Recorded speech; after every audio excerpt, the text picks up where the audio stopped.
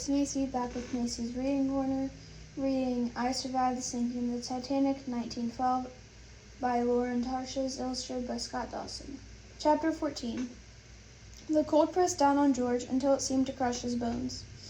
He huddled next to Marco. He huddled close to Marco, trying to keep them both warm. Marco barely moved. Some of the men sang softly, others prayed. Some made no sounds at all. Hours went by. The sea became rougher, and every few minutes a wave splashed into the boat. George was drifting off to sleep when one of the men shouted, "It's a ship!" And sure enough, a bright light was heading towards them. "No," another man said, "it's just lightning."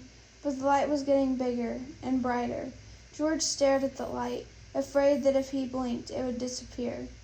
But soon he could see the outline of a gigantic ship steaming towards them. He whispered to Marco, who barely fluttered his eyes. He pulled his friend closer, rubbing his arms. "It won't be long now," he whispered. "Hang on." As the sky brightened, George gaped at the scene around him. It was as if they'd fallen through a hole in the ocean and come out on the other side of the earth. There were icebergs all around them, hundreds of them, as far as George could see. They sparkled in the pink golden light.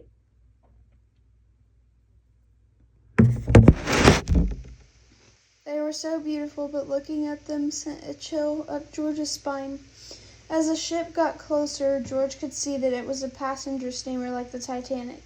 Closer and closer it came until George could read its name. Carpathia. There were people crowded on deck, looking over rail. They were yelling and shouting and waving, but one voice rose above all others like a siren. "Papa! Papa! Giorgio!" Marco's eyes fluttered, and he smiled a little. "Enzo," he whispered. George could see the little boy waving frantically from Aunt Daisy's arms. Phoebe stood next to them, waving with the sunlight glinting off her spectacles. "They're safe, Marco," George said. "They made it." George grabbed Marco's hand, and so did we. Chapter 15. Those first 2 days on the Carpathia were a blur. George mostly slept on a bed of blankets and pillows on the floor of the first class lounge. But he sensed that Phoebe and Aunt Daisy never left his side. He sometimes heard Enzo singing softly to him in Italian, his breath hot on George's cheek.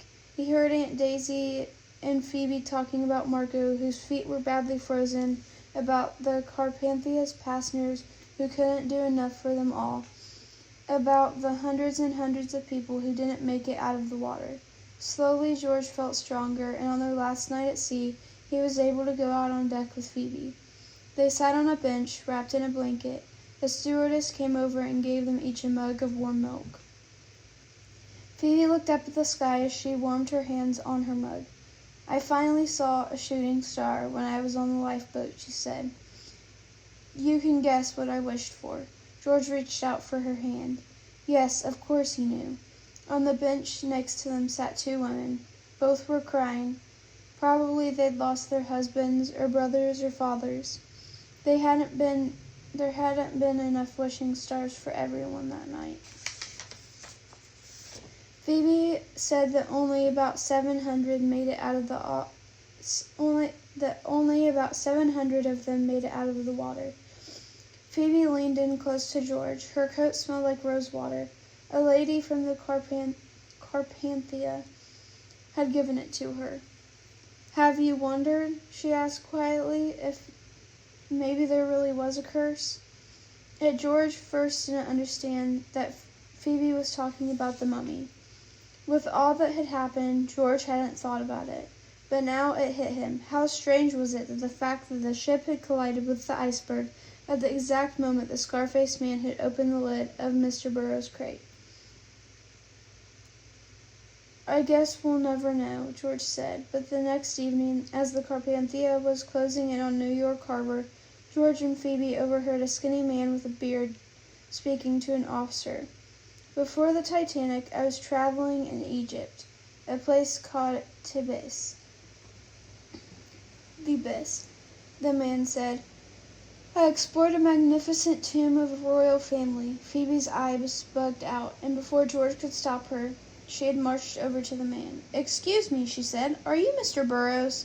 Yes, I am, the man replied. Phoebe took a breath.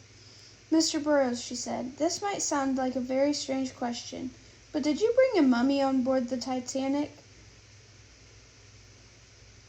On board the Titanic?